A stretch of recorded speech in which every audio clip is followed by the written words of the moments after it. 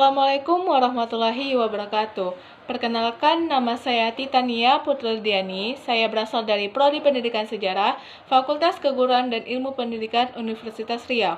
Nah, video kali ini saya buat untuk memenuhi syarat ujian akhir semester dengan mata kuliah, kurikulum, dan buku teks pembelajaran sejarah. Dengan dosen pengampu Piki Setri Pernanta MPD. Dengan NIM 2205110534. Nah, di video kali ini saya akan menjelaskan perbandingan teks antara kurikulum 2013 dengan Merdeka dalam pembelajaran sejarah. Nah, perbandingan yang pertama itu ada perbandingan karakter 2013 dengan karakter kurikulum Merdeka Belajar. Yang pertama, karakter 2013 itu pendidikan karakter dalam pembelajaran sejarah merupakan bagian integral dalam pendidikan di Indonesia, di mana dapat membentuk generasi yang baik, cerdas, dan bijak. Pembelajaran sejarah membantu peserta didik memahami jati diri bangsanya. Melalui berbagai peristiwa yang disuguhi, mereka dapat meneladani nilai moral yang terkandung di dalamnya.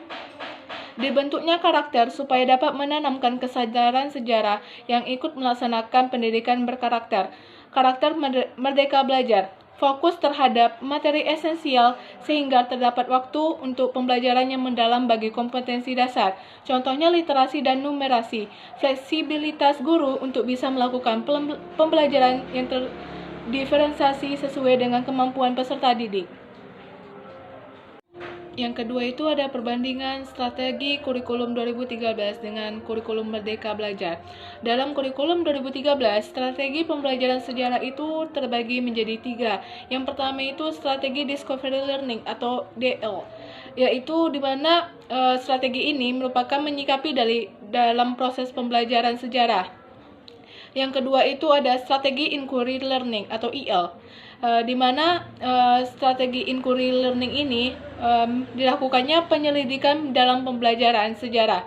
Yang ketiga ini strategi Problem Based Learning, di mana Problem Based Learning ini juga sangat berperan penting dalam strategi pembelajaran sejarah, yaitu dengan melakukan pembelajaran berbasis masalah, di mana setiap strategi dalam kurikulum itu pasti mempunyai masalah. Selanjutnya itu ada strategi dari kurikulum Merdeka Belajar, di mana strategi ini secara esensial guru dan peserta didik merdeka membangun konsep pembelajaran dengan penuh kreativitas, inovatif sesuai dengan Kemendikbud nomor 16 tahun 2022 yang menyebutkan pelaksanaan pembelajaran sejarah memberikan ruang dalam suasana belajar yang memberikan kreativitas, kemandirian melalui bakat dan minat peserta didik tersebut. Selanjutnya itu ada tujuan dari kurikulum 2013. Kurikulum 2013 ini tidak terdapat tujuan pembelajaran sejarah, sehingga guru harus menganalisis tujuan pembelajaran yang berpedoman pada kompetensi dasar. Selanjutnya itu ada tujuan kurikulum Merdeka Belajar, di mana terdapat tujuan pembelajaran sejarah sehingga dapat memudahkan guru tanpa harus menganalisis terlebih dahulu.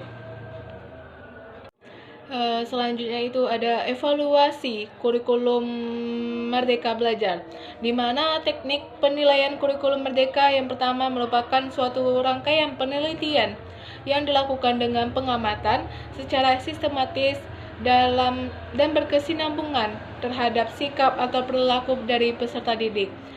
Selanjutnya ada evaluasi kurikulum 2013, di mana dilakukannya penilaian itu secara langsung.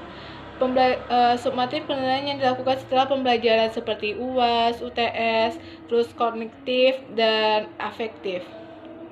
Nah, selanjutnya itu ada landasan hukum kurikulum 2013 dengan kurikulum Merdeka.